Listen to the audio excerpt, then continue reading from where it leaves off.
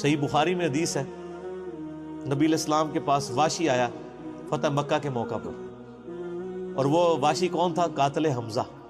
ہائے ہائے، حمزہ نبی علیہ السلام کے صرف چچا نہیں تھے بلکہ بھائی بھی تھے، دو شریک اور ہم عمر بھی تھے، دوست بھی تھے۔ واشی کو حضرت بلال نے سفارش کروائی کہ یا رسول اللہ میرے کہنے پہ معاف کر دیے جائے۔ واشی پیش ہوا، فرمایا واشی یا رسول اللہ قاتل حمزہ، یا رسول اللہ تیرا ایمان قبول ہے، لیکن کیا تو ایسا کر سکتا ہے کہ اپنی شکل مجھے نہیں دکھا؟ ہائے ہائے ہائے، یہ وہ شخص ہے جو حریص علیکم بالمؤمنین رؤوف الرحیم ہے، لیکن چچا کے معاملے میں، اور وہ چچا ایسا نہیں جو صرف چچا ہی تھا، وہ دین کا مجاہد تھا، دین کے لیے کنٹریبیوشن تھی۔ اور میں آپ کو علا وجہ بصیرت کہتا ہوں کہ حضور کی وفات کے وقت اگر حضرت حمزہ زندہ ہوتے، خلیفہ اول حضرت ابوبکر نے نہیں ہونا تھا، حضرت حمزہ نہیں ہونا تھا۔ اس کا لاجیکل ثبوت یہ ہے کہ غزوہ بدر میں مسلمانوں کا لیڈر کون تھا؟ آرمی کا حضرت حمزہ۔ نبی علیہ السلام تو خیمے میں تھے نا، مسلمانوں کو لیڈ کون کر رہا تھا؟ حضرت حمزہ۔ غزوہ احد میں کون لیڈ کر رہا تھا؟ حضرت حمزہ۔ اسی لیے آپ نے پھر غزوہ احد کے شہداء پہ جا کے جنازہ پڑھا تھا نا، کہ ان کی وجہ سے بعد والے لوگ بینیفیشری ہوں گے۔ تو یہ لوگ تو بینیفیشری نہیں ہوئے، ان کو تو سب کچھ آخرت میں ملا ہے۔ یہ نہ ہو کہ اب تم آپس میں، بخاری مسلم میں یہ بھی حدیث ہے، میرے بعد کافر نہ ہو جانا کہ ایک دوسرے کی گردنیں کاٹنا شروع ہو جاؤ۔ اور وہی ہوا پھر بعد میں۔ تو نبی علیہ السلام نے قاتل حمزہ کو معاف کیا، اور فرمایا پوری زندگی پھر واشی سامنے نہیں آیا حضور کے، حالانکہ آپ کو تو اللہ نے گارنٹی دی ہے حریص علیکم بالمؤمنین رؤوف الرحیم۔ نبی علیہ السلام مومنین پر رؤوف بھی ہیں، رحیم بھی ہیں۔ اب میں تھوڑی سی انجینئرنگ کرتا ہوں کہ انسان کو اپنے چچا سے زیادہ محبت ہوتی ہے یا اپنی اولاد سے؟ مطلب اس پہ تو کوئی دوسری رائے نہیں ہے۔ جن جن کے بچے ہیں، میرے بھی اپنے بچے ہیں، آپ میں سے بھی اکثر لوگ شادی شدہ بیٹھے ہیں، آپ خود انالیسس کر لیں، بلکہ اولاد تو بعض کا انسان کو ماں باپ سے آگے ہو جاتی ہے۔ تو جن لوگوں نے حضرت حمزہ کے ساتھ ظلم کیا اور ان کو قتل کیا، ان کا ایمان قبول نہیں کیا گیا۔ تو جن لوگوں نے حضرت حسین ابن علی کے ساتھ ظلم کیا، یا حضرت علی ابن ابی طالب کو تکلیفیں دی ہیں جو حضور کے بچوں کی جگہ تھے، ان کے بارے میں آپ ایکسپیکٹ کر سکتے ہیں کہ نبی علیہ السلام کے دل میں ان کے بارے میں کوئی محبت کے جذبات ہو؟ Not at all. حتیٰ کہ آپ دیکھ لیں مسند احمد میں تواتر سے وہ حدیث نقل ہوئی ہے کہ ابن عباس کہتے ہیں کہ ایک دوپہر کے وقت میں نے خواب دیکھا اور میں گھبرا کے اٹھ گیا اس خواب کی وجہ سے۔ میں نے دیکھا کہ نبی علیہ السلام جو ہے وہ پرانگدہ حالت ہے، بال بکھرے ہوئے ہیں، جسم پہ گرد پڑی ہوئی ہے، ہاتھ میں خون کی ایک شیشی ہے، اور میں نے کہا یا رسول اللہ میرے ماں باپ قربان، آپ کی کیا حالت ہے؟ تو فرمایا کہ یہ حسین اور اس کے ساتھیوں کا خون ہے جو صبح سے میں کربلا میں سمیٹ رہا ہوں۔ اور یعنی ایک اللہ کی طرف سے دکھایا گیا یہ تشبیہ، یعنی ایک لادہ سے ایک محکمہ خواب کے محکمہ بالکل الگ سے۔ آپ مجھے خواب میں آئے تو آپ کو نہیں پتا ہوگا کہ آپ میرے خواب میں آئے، یہ اللہ تعالیٰ تمثیلاً دکھاتا ہے۔ اور نبی علیہ السلام کو خواب میں دیکھ رہا ہے کون؟ صحابی، تو وہ تو کنفرم ہے، بخاری مسلم میں حدیث ہے جس نے مجھے خواب میں دیکھا میری شکل میں شیطان نہیں آ سکتا، اور وہ شکل صحابی کو تو پتا تھی، اور صحابی بھی عام نہیں، عبداللہ ابن عباس کہتے ہیں میں گھبرا کے اٹھا، میں نے وقت اور تاریخ نوٹ کر لی اور دن بھی، کئی ہفتوں بعد پتا چلا کہ اسی دن 10 محرم 61 ہجری میں حضرت حسین ابن علی کو شہید کیا۔ تو حسین ابن علی کی وفات کے اوپر یہ ابن عباس کو خواب میں آنا حضور صلی اللہ علیہ وسلم نے انڈیکیٹر دے دیا نا، اسی حدیث کو نقل کر کے اسماعیل دہلوی، جس کو دیوبند اور اہل حدیث جو اس وقت پریکٹیکلی یعنی ایک سمجھ لیں کہ یزید کے ٹھیکیدار بنے ہوئے ہیں اس کے دفاع کے اوپر، ان کے مشترکہ امام ہے اسماعیل دہلوی، شاہ ولی اللہ دہلوی کا پوتا۔ اس نے جو کتاب لکھی ہے نا تقویت الایمان، جس میں گستاخیاں بھی ہیں، وہ اس کتاب کے اندر ہم نے اس کا جے پی جی بھی لگایا تھا، اس میں اس نے لکھا ہے کہ اس حدیث سے پتہ چلا کہ نبی علیہ السلام وفات کے بعد بھی اللہ کی جنتوں میں حسین کے قتل کی وجہ سے غم زدہ ہیں۔ اور اس نے بھی لکھا یزید پلید لفظ لکھا، وہ اس پوری کتاب میں جہاں جہاں لفظ استعمال کرتے ہیں یزید پلید استعمال کرتے ہیں، تو بعد میں سعودی ایران ٹسل شروع ہوئی تو یہ یزید کی وکالت کرنی شروع کر دی. اہل حدیث تو خیر اس وقت ناصبیت اور یزیدیت کا جھنڈا اٹھائے ہوئے ہیں. دیوبند میں کم لوگ ہیں ایز کمپیئر ٹو اہل حدیث, اور بریلویوں میں تو بہت ہی کم ہے. تو یہ میں آپ کو صرف ایک کمپیریزن بتا رہا ہوں کہ انسان کو اپنی اولاد سے جو محبت ہوتی ہے وہ تو آپ سوچ نہیں سکتے. ترمذی میں اور مسند احمد میں حدیث ہے, نبی علیہ السلام نے حضرت حسین کو اٹھایا ہوا ہے اور آپ فرماتے ہیں اللہ یہ میرے بیٹوں میں سے ایک بیٹا ہے, اے اللہ اس سے محبت کر جو اس سے محبت کرے, اس سے دشمنی رکھتے اس سے دشمنی رکھتے. ہم یہ پوچھتے ہیں کہ حسین سے دشمنی کس نے رکھی ہوئی ہے, ذرا پوائنٹ آؤٹ کریں نا. کیا یہ تھریٹیکل بات ہے؟ تھی نا دشمنی, آج تک ہے, اس زمانے میں بھی تھی. تو وہ ان لوگوں کو پھر ان کے ساتھ کیا معاملات ہوں گے. باقی واقعہ کربلا والا ریسرچ پیپر 5B پڑھ لیں تو آپ کو معاملات کلیئر ہو جائیں گے. تو یہ غل کے اوپر میں نے بات کی, اور اس کے اوپر بعض لوگوں جو ہیں وہ اس حدیث کے اندر تحریف بھی بعض لوگوں نے کی ہے, بعض لوگوں نے جان بوجھ کے کی ہے, بعض لوگوں نے انجانے کے اندر کیا ہے. یہ روایت المستدرک الحاکم میں بھی موجود ہے اور صحیح سند کے ساتھ, اور المصنف ابن ابی شیبہ کے اندر بھی موجود ہے کہ مولا علی علیہ السلام جو ہیں وہ ان کے پاس حضرت طلحہ کا بیٹا آیا, عثمان ابن طلحہ. تو آپ اس کو جب ملتے ہوئے آپ نے نا سورہ حجر کی وہ آیت پڑھی کہ جو اہل ایمان کے دلوں میں ایک دوسرے کے بارے میں غل آ جائے گا نا, قیامت والے دن اللہ تعالیٰ ان کے دل سے وہ غل دور کر دے گا. پھر وہ جنت میں آمنے سامنے بیٹھے ہوئے ہوں گے تختوں کے اوپر, ٹیک لگائے ہوئے تکیوں کے اوپر. تو انہوں نے کہا کہ میں اللہ سے امید کرتا ہوں کہ یہ آیت میرے, طلحہ اور زبیر اور عثمان ابن عفان, ان 3 بندے اور چوتھا میں, یہ آیت ہمارے بارے میں ہے کہ اللہ تعالیٰ ہمارے دلوں میں جو ایک دوسرے کے لیے میل آ گیا قیامت والے دن وہ دور کر دے گا اور ہم ایک دوسرے سے راضی ہو جائیں گے. ظاہر ہے مطلب وہ تکلیفیں تو پہنچی تھی نا حضرت علی کو, مطلب کئی لوگوں سے تکلیف پہنچی. بل آپ نے ان کو ایک کلین چٹ دے دی کہ میں اللہ سے امید کرتا ہوں کہ ان لوگوں کے بارے میں یہ آیات ہے کہ اللہ تعالیٰ ہمارے دلوں میں ایک دوسرے کی نفرت ختم کر دے گا, جو اگر دنیاوی وجہ سے, دنیاوی طور پر کسی دینی وجہ سے آئی ہے.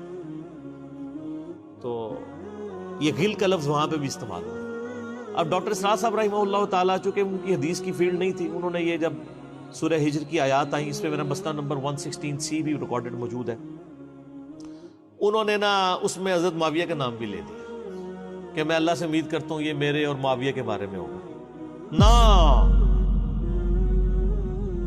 وہ نام لیے ہی نہیں ہے, آپ خود سے نہ داخل کریں. حضرت معاویہ کو حضرت علی نے نہیں معاف کیا, پوری زندگی معاف نہیں کیا, کیونکہ ان کی وجہ سے خلافت کا نظام ٹوٹا تھا. حضرت طلحہ تو میدان جنگ سے چھوڑ کے چلے گئے تھے. جب عمار ابن یاسر کو دیکھا کہ وہ سامنے ہیں تو انہوں نے کہا عمار کو تو باغی جماعت قتل کرے گی, وہ چھوڑ کے چلے گئے. تو مروان نے ان کے گھٹنے میں تیر مارا, مستدل الحاکم میں آتا ہے, اور وہ شہید ہو گئے. حضرت زبیر وہ صحابی ہیں یعنی جو نبی علیہ السلام کے بہادر ترین اصحاب میں سے. 12 بندے غزوہ احد میں حضور کے ساتھ رہ گئے تھے 700 میں سے غزوہ احد کے اندر, ان میں سے ایک حضرت زبیر بھی تھے. اور یہ تلوار کمال کی چلاتے تھے, اکیلے میدان جنگ میں آگے چلے جاتے تھے. بخاری میں آتا ہے کہ ان کا بیٹا عبداللہ ابن زبیر کہتا ہے کہ میرے باپ کے 2 شانوں کے درمیان اتنا بڑا زخم تھا جو ہیل اپ ہو گیا تھا, لیکن پھر بھی گڑا پڑا ہوا تھا, میں پورا ہاتھ اس میں داخل کر لیتا تھا, اور وہ زخم ان کو احد کے موقع پہ لگا تھا. ٹھیک ہے. اور پھر جنگ, اسی حدیث میں بخاری کے آتا ہے کہ جنگ یرموک کے موقع پر لوگ یعنی لیڈر کے اوپر چل رہے ہوتے ہیں, تو حضرت زبیر بھی ایک اسکواڈ کو لیڈ کر رہے تھے. تو لوگوں نے کہا حضرت آپ آگے جائیں. انہوں نے کہا جب میں آگے جاؤں گا تو میرے ساتھ کوئی نہیں آگے جا سکتا. وہ اکیلے گھوڑے کو انہوں نے جو ہے وہ ایڑی لگائی اور رومن امپائر کی یعنی فوج کے اندر گھس گئے, اور کوئی بھی ان سے لڑنے کے لیے تیار نہیں ہوتا تھا. اتنی بہادری تھی ان کے اندر. لیکن جنگ جمل میں حضرت علی کے مقابلے پہ آ گئے.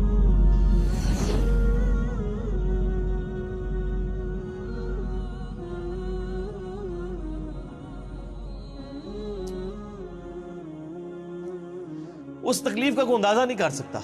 حضرت حسن ابن علی نے بتایا مولا علی سے کہ بھئی حضرت زبیر آئے ہیں, تو حضرت علی نے کہا کہ رکو میں خود جاتا ہوں.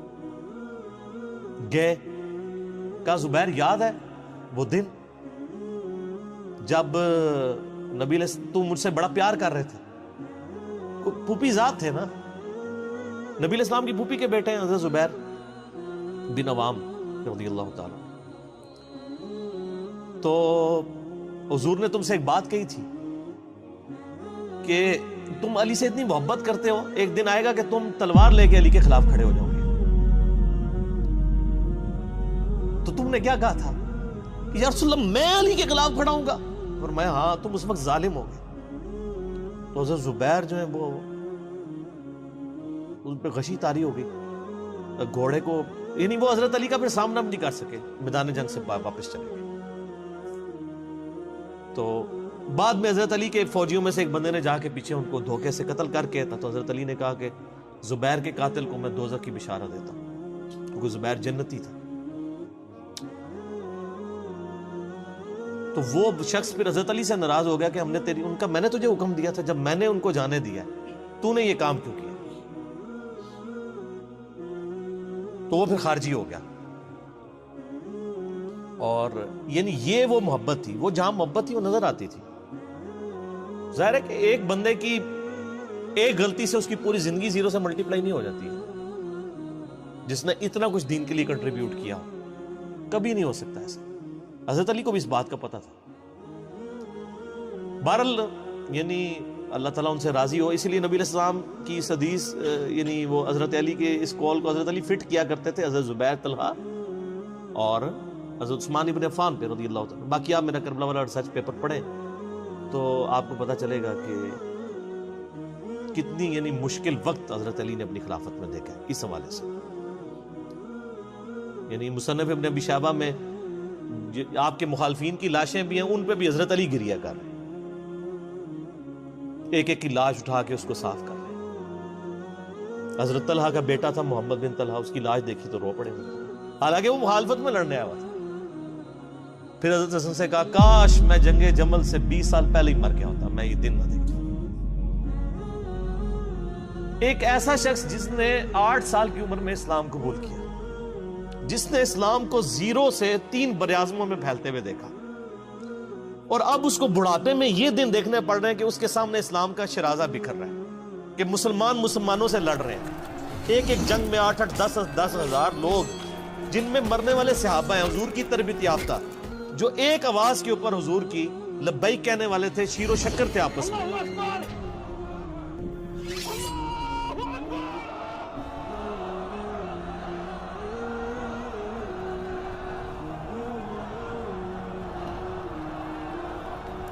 آپ اندازہ کر سکتے ہیں. اسی لیے حضرت علی جو ہیں وہ یعنی کوفے میں شہر سے باہر آپ کو پتہ ہے کنویں ہوا کرتے تھے، اکیلے جا کے کنویں پہ بیٹھ کے رویا کرتے تھے کہ اللہ اس امت کے ساتھ کیا ہو گیا.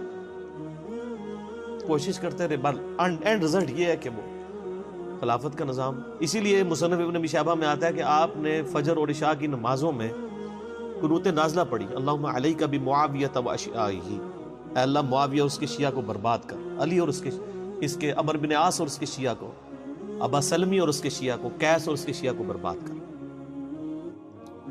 باقی احادیث میں آپ علیہ السلام نے جو بشارت کر دی تھی، سنن صحیح کبریٰ کے اندر حدیث موجود ہے، حاکم کے اندر، کہ نبی علیہ السلام نے حضرت علی سے ایک دن فرمایا تھا، اے علی اگلی امتوں میں سب سے بڑا بدبخت وہ تھا جس نے قوم عاد کی اونٹنی کو قتل کیا اور اس کے بعد عذاب آ گیا.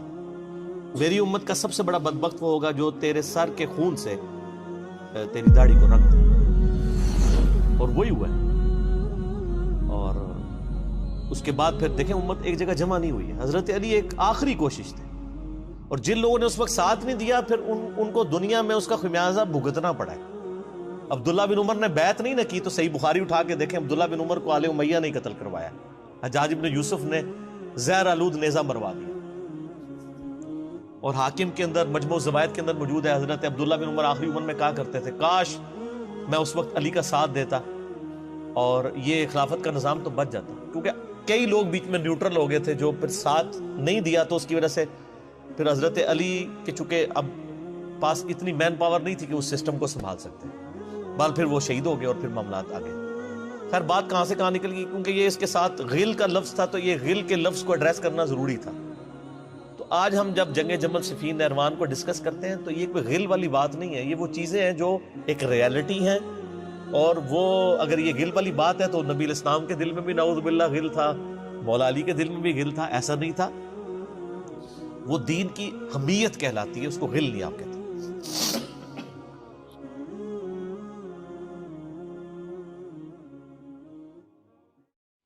واقعہ کربلا اس سے ریلیٹڈ نہیں ہے کہ جی ان کے اوپر پانی بند ہو گیا، ان کے اوپر ظلم ہوا، کتنے بندے شہید ہوئے، یہ سیکنڈری چیز ہے۔ اصل چیز ہے کربلا ہوئی کیوں نبی علیہ السلام کی محنت کو 50 سال کے اندر اس لیول تک پہنچا دیا گیا کہ ہزاروں صحابہ زندہ ہیں اور نبی صلی اللہ علیہ وآلہ وسلم کی پوری اولاد ذبح کر دی جاتی ہے۔ ہم تو یہ کہہ نہیں رہے کہ کیسے ذبح کیا انہوں نے، آری چلائی تھی یا تلوار چلائی تھی، یہ تو واقعہ کربلا تو سب کو پتہ ہے، ان کی شہادت بھی سب کو پتہ ہے۔ جامعہ ترمذی میں حدیث ہے حسن و حسین جنتی نوجوانوں کے سردار ہیں، اور ان کی والدہ جو ہے وہ جنتی عورتوں کی سردار ہیں، اور المستدرک الحاکم میں حدیث ہے حسن و حسین جنتی نوجوانوں کے سردار ہیں اور ان کے والد ان سے بھی بہتر ہیں۔ تو یہ تو ڈیفینٹ حدیثیں ہیں، یہ تاریخ تو نہیں ہے، نبی علیہ السلام کے فرامین ہیں۔ تو ان کی موجودگی میں ان کے ساتھ یہ کچھ کیا جائے تو ہم نٹی گریٹیز میں نہیں پڑھتے، ہم اس تھیم کے اوپر کہ یہ کون سی چیز تھی جس نے خلافت راشدہ کو ملوکیت میں بدل دیا، ہم اس تھیم کے اوپر بات کرتے ہیں۔ ہم کہتے ہیں چھوڑ دیں، بندے ہندے چھوڑیں، الٹیمیٹلی کیا نکلا ہے، کس کی وجہ سے ہوا ہے، وہ تو احادیث کی کتابوں میں موجود ہے۔ ہم کب کہہ رہے ہیں خفیہ کیمرے لگا گئے جی کس نے گولی پہلا تیر کس نے چلایا، یہ وہ ہم تو بتا رہے کس کے دور حکومت میں ہوا اور ان کا اپنا کردار کیا تھا، اس کو کس طریقے سے لا کے تخت پہ بٹھایا گیا، وہ ساری کی ساری چیزیں تو سامنے ہیں۔ وہ تاریخ کی کتابیں نہیں ہیں، حدیث کی کتابیں ہیں۔ اگر آپ کہتے ہیں کہ بخاری مسلم سے ہم نے صرف رفع الیدین کی حدیثیں لینی ہیں یا ایمانیات کی حدیثیں لینی ہیں اور باقی جو بخاری اور مسلم میں آل امیہ کی بدماشیوں کو ننگا کیا گیا ہے وہ ہم نے نہیں لینی ہے، تو سر پھر آپ اپنے آپ کو کلیئر کٹ، پھر ہم آپ سے واقعہ کربلا نہیں ڈسکس کریں گے، حجیت حدیث میں بات کریں گے۔ آپ کو اپنے آپ کو منکرین حدیث کہنا پڑے گا، یہ آپ اسکروٹنگ کیسے کریں گے؟ اس سے بڑی بات مجھے یہ بتائیں کہ عظمت صحابہ بڑی چیز ہے یا عظمت محمد رسول اللہ صلی اللہ علیہ وآلہ وسلم؟ تو بریلوی یہی تو رونا رو رہے ہیں، وہ کہہ رہے ہیں کہ قرآن میں تھوڑی آیات ہیں، آپ پھر مڑ مڑ کے پڑھتے ہیں قل انما انا بشر مثلکم، اس میں تو نبی علیہ السلام کی تنقیص ہو رہی ہے۔ تو ہم ان کو کیا کہتے ہیں کہ تنقیص مقصد نہیں، نعوذ باللہ نہ ہو رہی ہے، آپ افضل البشر ہیں لیکن آپ کی سپیشیز بشر ہے، یہ ہم اپنا عقیدہ سمجھتے ہیں، وہ اس کو تنقیص شمار کرتے ہیں۔ تو پھر اس وقت آپ بھی بریلویوں کی بات مان کے تو یہ آیات پڑھنا چھوڑ دیا کریں، آپ کہتے ہیں نہیں آیات ہے کیوں نہ بیان کریں، تو ہم بھی کہتے ہیں احادیث ہے کیوں نہ بیان کریں کہ صحیح بخاری میں حدیث ہے 2812 عمار کو ایک باغی جماعت قتل کرے گی، وہ جماعت دوزخ کی طرف بلا رہی ہوگی اور عمار ان کو اللہ اور جنت کی طرف بلا رہا ہوگا۔ اب اس کے نرغے میں جو جو آتا ہے وہ آئے، میں اپنے نبی سے ٹکر لے لوں آپ لوگوں کے منہ کا خیال رکھتے ہوئے کہ میں نبی علیہ السلام کو کہوں کہ آپ نے کیوں ایسی بات کر دی کہ مولا علی کے مخالفین کو آپ نے دوزخ کی طرف بلانے والی جماعت کہہ دیا، تو لیں آپ ٹکر، جائیں سیدھا دوزخ میں، اور تھوڑی جرت کریں آپ یہ کہا کریں کہ اے اللہ، اپنے لیے کہا کریں کہ اللہ تعالیٰ آپ کا حشر یزید اور یزید کے آباء و اجداد کے ساتھ کرے اور اس کی اولاد کے ساتھ۔ ہم کہتے ہیں کہ اللہ تعالیٰ ہمارا حشر جو ہے وہ مولا حسن حسین، مولا علی علیہ السلام اجمعین اور اہل بیت کے ساتھ کرے، آمین۔ اور آپ میں تو اتنی جرت نہیں آپ یہ بات بھی کر سکیں کیونکہ ان کو پتہ ہے۔ تو نبی علیہ السلام کی احادیث کو بیان کرنے کو یہ سمجھتے ہیں کہ جی اس سے مصیبت کھڑی ہو جائے گی، تو اپنے آپ کو منکرین حدیث ڈکلیئر کریں، پھر حجیت حدیث کا مقدمہ ڈسکس ہوگا، پھر کربلا نہیں ڈسکس ہوگی۔ اور یہ ٹی وی پہ بھی آ کے مولوی بیٹھے ہوتے ہیں، سنیوں کے بھی شیعوں کے بھی، مڑ مڑ کے جی وہ یزید نے یہ کر دیا، وہ یزید نے کیا کیا ہے یار؟ وہ تو سسٹم کا نمائندہ بن کے آیا جو پیچھے سے خراب تھا۔ یزید کو لے کے بیٹھے ہیں، یزید یزید یزید یزید، بھائی پیچھے سے معاملہ خراب ہوا۔ اگر نہیں یقین آتا تو یہ بخاری مسلم کی میں نے آلموسٹ 200 سے زیادہ حدیث مین سٹریم کی کتابوں سے اکثر بخاری مسلم جمع کیے، پڑھے، اور سر میں نے تو ان کو چیلنج دیا ہے یہ حدیثیں پڑھ کے نا اپنے ممبروں سے صرف ان حدیثوں کی تشریح اپنی پبلک کے سامنے کر دیں، نہیں کر سکتے۔ تو وہ لعنت کے مستحق تو ہو رہے ہیں حق چھپا کے، اور قیامت دن کے منہ پہ لگام ڈالیے، اور پھر مڑ مڑ کے کہتے ہیں نہیں جی وہ کچھ چیزیں خاص ہوتی ہیں وہ عوام الناس کے سامنے نہیں کرنی چاہیے، وہ صحابہ کرام بھی بعض کا ایسی باتیں پبلکلی نہیں کرتے تھے۔ میں نے اس کے اوپر بڑا ایک میرا کلپ ہے یوٹیوب پہ، مولا علی سے متعلق 5 جھوٹ، تو میں نے کافی ساری چیزیں اس میں ڈسکس کی ہیں۔ لیکن میں یہ کہتا ہوں کہ اللہ کے بندو، جو چیزیں نبی علیہ السلام نے منع کی ہیں بیان کرنے سے، وہ تو ہم ڈسکس کر بھی نہیں رہے۔ میں نے آج تک آپ کو منافقین کے نام بتائے؟ آپ نے حذیفہ ابن یمان کو بتایا تھے نا آپ صلی اللہ علیہ وسلم نے، صحیح بخاری میں آتا ہے، تو میں نے آپ کو بتایا، آپ رازدار رسول تھے، وہ ختم ہوگی بات۔ میں نے کبھی ڈسکس کی ہے؟ اگرچہ میں نے صحیح مسلم کی حدیث 7035 نمبر ڈسکس کی ہے کہ نبی علیہ السلام نے فرمایا میرے صحابہ میں 12 منافق ہیں، وہ کبھی بھی جنت میں داخل نہیں ہوں گے یہاں تک کہ سوئی کی ناکے سے اونٹ نہ گزر جائے، اور ان میں سے 8 ایسے ہیں جس کی کمر پہ دوبیلا پھوڑا نکلے گا۔ میں نے آج تک آپ کو بتایا کہ کس کس کی کمر پہ دوبیلا پھوڑا نکلا اور اس کی موت اسی پھوڑے میں ہوئی ہے؟ بتایا؟ تو میں تو وہ چیزیں ڈسکس بھی نہیں کر رہا، میں وہ چیزیں ڈسکس کر رہا ہوں جو نبی علیہ السلام نے علامات النبوہ میں بتائی ہیں۔ یہ امام بخاری حدیث نبوت کی دلیل کے چیپٹر میں لے کے آئے ہیں، اور امام بہقی نے 3500 احادیث پر مشتمل ایک کتاب لکھی ہے دلائل النبوہ، کہ ہم نبی صلی اللہ علیہ وسلم کو نبی کیوں مانتے ہیں، اس کے اوپر، اور اس میں یہ ساری حدیثیں عمار بن یاسر کے قتل والی لے کے آئے ہیں، بتانے کے لیے کہ دیکھیں ہمارے نبی علیہ السلام کی نبوت کی دلیل ہے کہ آپ نے اپنی وفات کے آلموسٹ 30 سال کے بعد ہونے والے واقعے کو پہلے ہی بتا دیا۔ یہ حدیثیں چھپانے والی نہیں، بیان کرنے والی ہیں، علامات النبوہ کی حدیثیں ہیں۔ آپ کہتے ہیں چھپائیں، اگر کوئی حدیث دنیا میں نہیں چھپائی جا سکتی نا تو علامات النبوہ والی حدیث ہے، کیونکہ وہ تو نبی صلی اللہ علیہ وسلم کی نبوت کو جسٹیفائی کرتی ہے۔ ورنہ میرا ایک معصومانہ سوال ہے کہ نبی صلی اللہ علیہ وسلم نے یہ باتیں کر کے ان کے زوم میں نعوذ باللہ امت کو مصیبت میں ڈال دیا۔ آپ نے خود ہی فرمایا کہ یہ ہوگا، کیوں فرمایا آپ نے؟ میں تو بیان کر کے مجرم ہوں، تو جس نے مجھے خبر دی ہے ان کے بارے میں آپ کا کیا خیال ہے؟ یہ مسند احمد کی حدیث یہ میں نے گھر بیٹھ کے بنائی ہے کہ میری بیوی کا کیا حال ہوگا جس پہ خوف کے کتے بھونکیں گے۔ تو سیدہ عائشہ سے مجھ سے زیادہ نبی علیہ السلام کو محبت تھی، لیکن آپ اللہ کے پیغمبر تھے، آپ نے اپنے گھر کی خبر بھی نہیں چھپائی، بتا دی کہ یہ ہوگا۔ اور اس سے بڑھ کے آپ صحیح بخاری میں دیکھیں، عمار بن یاسر کا خطبہ ہے، میں نے یہ سارا، پریشان نہیں ہونا، یہ ریسرچ پیپر میں سارا کچھ موجود ہے، اور کوئی چیز بھی ایسی نہیں جو اس میں سکپ ہو۔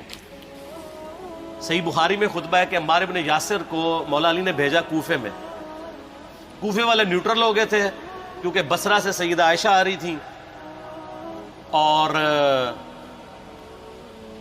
وہاں پہ انہوں نے کہا نہ ہم سیدہ عائشہ کا ساتھ دیں گے نہ مولا علی کا دیں گے، تو عمار بن یاسر کو تیار کرنے کے لیے، یعنی وہاں کے جو عوام تھی اس قتال کے لیے، مولا علی نے بھیجا۔ تو سیدنا عمار بن یاسر نے وہاں پہ کوفے کے ممبر پہ خطبہ دیا، بخاری کے الفاظ ہیں، اوپر والی سیڑھی پہ عمار بن یاسر نے حسن ابن علی کو بٹھایا، حالانکہ حسن ابن علی سے 4 گنا بڑی عمر تھی عمار بن یاسر کی، 90 پلس ہو چکے ہوئے تھے، 3-4 گنا ان کی عمر تھی، لیکن اہل بیت کا احترام کیا، خود نچلی سیڑھی پہ بیٹھے۔ بخاری کے الفاظ ہیں کہ اے لوگو اللہ نے تمہیں آزمایا ہے، ایک طرف دنیا اور آخرت میں تمہارے نبی کی بیوی ہے سیدہ عائشہ، دنیا اور آخرت میں، یعنی عزت اپنی جگہ قائم۔ یہاں لوگ سمجھتے ہیں کسی کی غلطی آ گئی تو پتہ نہیں کیا ہو گیا، وہ یار اس کا مرتبہ اپنی جگہ ہے، غلطی اپنی جگہ ہے، پیغمبر نہیں ہے وہ۔ اور دوسری طرف علی ابن ابی طالب ہے، اللہ اب دیکھے گا تم عائشہ کی اطاعت کرتے ہو یا اللہ کی، علی کی نہیں اللہ کی۔ کیوں؟ یا ایھا الذین آمنوا اطیعوا اللہ واطیعوا الرسول واولی الامر منکم، ان کا اولو الامر مولا علی ہیں، ان کی اطاعت واجب ہے۔ یہ اللہ نے آزمایا ہے کہ اللہ کی اطاعت کرتے ہو یا عائشہ کی۔ اور آپ حیران ہوں گے، یہ حدیث امام بخاری حضرت عائشہ کی فضیلت والے چیپٹر میں لے کے آئے ہیں۔ اگر امام بخاری مشورہ کر لیتے نا ناسبیوں سے تو انہوں نے کہا تھا سر آخری صحیح رکھو، پچھلا رہن دو۔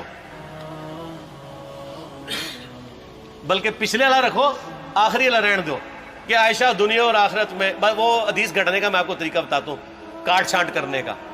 وہ آدھی حدیثیں لکھتے ہیں نا، آدھی حدیث ایسے لکھتے ہیں امام بخاری کہ سیدہ عمار ابن یاسر نے خطبے کے دوران فرمایا کہ سیدہ عائشہ دنیا اور آخرت میں تمہارے نبی کی بیوی ہے، بس. لیکن امام بخاری نے پوری حدیث لی ہے، آگے وہ بھی ڈالا ہے کہ اللہ آزما رہا ہے کہ عائشہ کی اطاعت کرتے ہو یا اللہ کی، جیسے آپ کے علماء کر رہے ہیں. صحیح مسلم کی حدیث 6488 آدھی بیان کرتے ہیں سارے مولوی، بریلوی، دیوبندی، اہل حدیث، سب. میرے صحابہ کو برا مت کہو، اگر تم میں سے کسی نے احد پہاڑ کے برابر بھی سونا خیرات کر دیا اور میرے صحابہ نے 1 مد یعنی 600 گرام خیرات کی، آدھا کلو، اس کے آدھے کو بھی نہیں پہنچ سکتا بس. حالانکہ یہ مسلم کی حدیث سٹارٹ اس سے ہوتی ہے کہ عبد الرحمن بن عوف کو خالد بن ولید نے گالیاں دی جھگڑے کے دوران، حالانکہ دونوں مسلمان تھے، دونوں صحابی تھے. آپ نے حضرت خالد بن ولید کو بلا کے ڈانٹا، فرمایا تم میرے صحابہ کو برا مت کہو. تو خالد بن ولید نے تو آگے سے نہیں کہا حضور میں بھی صحابی ہوں. ان کو پتا تھا کہ عبد الرحمن بن عوف نے اس وقت اسلام قبول کیا جب اسلام کا مطلب تھا مار، تکلیف اٹھانا، اور خالد بن ولید نے گولڈن پیریڈ میں صلح حدیبیہ کے بعد اسلام قبول کیا. میں اب تم لوگ یہ کر رہے ہو، تم لوگ اگر احد پہاڑ کے برابر بھی سونا خیرات کر دو، یعنی صلح حدیبیہ کے بعد والے لوگ میرے ان کے برابر نہیں ہو سکتے. اور جو فتح مکہ پہ معافی مانگ کے مسلمان ہوئے ہیں طلقاء، مؤلفۃ القلوب، آل امیہ، ان کا تو لیول ہی کچھ نہیں ہے. یہاں تو خالد بن ولید کے بارے میں یہ بات کی جا رہی ہے. اور پھر وہ مؤلفۃ القلوب اپنے زمانے میں ممبروں پہ سب و شتم کروائیں سیدنا علی پر، تو سب سے پہلے تو ان کو کہنا چاہیے جن کے بارے میں حدیث تھی کہ تم صحابہ کو گالی مت دینا. ہم نے تو خیر کبھی دی بھی نہیں ہے. اور میں یہ آخری جملہ ان کو ایسا بولتا ہوں کہ جو ان کے دماغ تک ڈرل کر جائے گا کہ آل امیہ نے جو کچھ اپنے دور کے اندر سیدنا علی کی گستاخیاں کی ہیں نا، ہم نے تو ویسی کوئی ایک گستاخی بھی آل امیہ کے بارے میں نہیں کی ہے. میں نے آج تک آل امیہ کے اوپر بائی نیم کسی کے اوپر لعنت کی ہے؟ حالانکہ یہ مولا علی پہ کرتے رہے. یہ ہے لعنتی خود ہو گئے نا، جب مولا علی پہ لعنت کی تو لوٹ آئی. مسند ابی اعلیٰ میں صحیح سند کے ساتھ حدیث موجود ہے، مسند احمد میں بھی موجود ہے کہ سیدنا علی کو جس نے گالی دی اس نے رسول اللہ کو گالی دی صلی اللہ علیہ وسلم. جب ام سلمہ نے کہا تھا، شیخ زبیر صاحب نے اس کو تحکیم میں صحیح لکھا ہوا ہے فوٹ نوٹ کے اوپر، کہ لوگوں تمہارے ممبروں پر رسول اللہ کو گالیاں دی جاتی ہیں، تو انہوں نے کہا معاذ اللہ، ہم کب کہیں گے، ایسا نہیں ہو سکتا. تو ام سلمہ نے کہا تم لوگ علی اور اس سے محبت کرنے والوں پہ گالی گلوچ نہیں کرتے ہو کیا؟ جبکہ میں نبی کی بیوی کہتی ہوں کہ سب سے زیادہ رسول اللہ سے محبت، سیدنا علی سے محبت نبی صلی اللہ علیہ وآلہ وسلم کرتے تھے. لہٰذا جب یہ تم کہتے ہو نا علی پر لعنت، علی سے محبت کرنے والوں پہ لعنت، تو یہ لعنت تو تم نبی علیہ السلام تک لے کے جا رہے ہو نعوذ باللہ، کیونکہ علی سے محبت کرنے والا پہلے نمبر پہ نبی صلی اللہ علیہ وآلہ وسلم ہے. اور پھر کہتے ہیں سب کا مطلب تنقید ہے. اور نہ، پرانیاں گلاں، پرانے بابے، پرانے بزرگ، جھوٹے ہو. صحیح مسلم کھولو 6229 غدیر خم سے اگلی حدیث، لعن اللہ ابا التراب کے الفاظ ہیں، مٹی والے ابن ابی طالب پر لعنت، یہ الفاظ موجود ہے. سب کا ترجمہ لعنت ہی ہے، تنقید نہیں ہے. اچھا پھر میرا معصومانہ سوال ہے کہ اس کا مطلب ہے صحابہ پہ تنقید کرنا اچھا کام ہے؟ کہیں گے نہیں. تو بتاؤ یہ برا کام کون کرتا تھا؟ شیعہ کا ابا کون ہے؟ رافضیوں کا ابا کون ہے؟ آل امیہ. تو لہذا شیعہ نو میں کہنا کہ تسی شیخین کے اوپر بکواس اور تبرہ کرنے کی بجائے نا آپ لوگوں کو حقائق بتائیں کہ ٹوٹی کمند کہاں. یہ سب مجرمین آل امیہ ہے. اور یہ آل امیہ اور بنو ہاشم کی لڑائیاں نبی اسلام کی بعثت سے پہلے چل رہی تھی، صدیوں سے چل رہی تھی. وہ تو پھر اللہ نے بنو ہاشم کو نبوت کے لیے چنا تو ان کو یہ پھر جیلسی ہضم نہیں ہوئی، وہ چیز آگے چلتی تھی. خیر چھوڑ دیں، ایک تلخ ٹاپک ہے. صلاۃ بر محمد و آل محمد، اللہم صلی علی محمد و علی آل محمد. ٹھیک ہو؟